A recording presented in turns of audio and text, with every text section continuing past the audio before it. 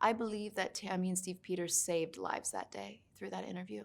And so I felt ashamed that this woman hadn't been acknowledged for that and instead had been criticized for how she decided to present herself in terms of her mascara.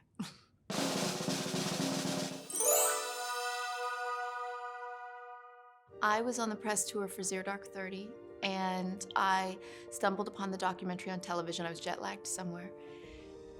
And I watched the documentary, and I think I had seen it. I'm not quite, my memory's a bit off on this. I don't know if I'd seen bits of it before, but I remember just, it hit me in a different way that evening, because I just felt so shocked by my memory of her conflicting with who she was. And I realized my memory with her was not of her.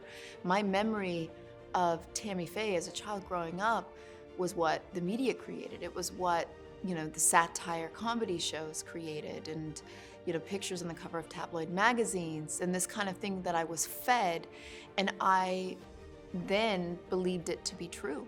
And so that really confused me, this idea of, wait a minute, let me go back and now study this. So it had a profound effect on me. The Steve Peters interview, to me, was the reason why the film had to be made. I felt so sad that I knew all about her mascara.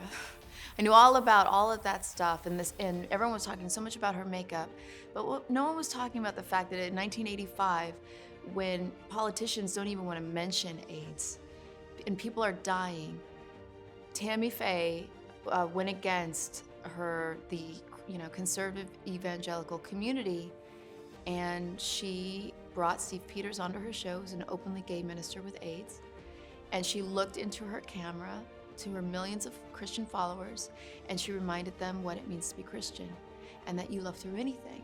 And not only did she talk about what is your experience like when people are shunning you because they're afraid of you with AIDS, and how sad that is, and we should put our arms around you and love you. She talked about what was it like coming out to your parents.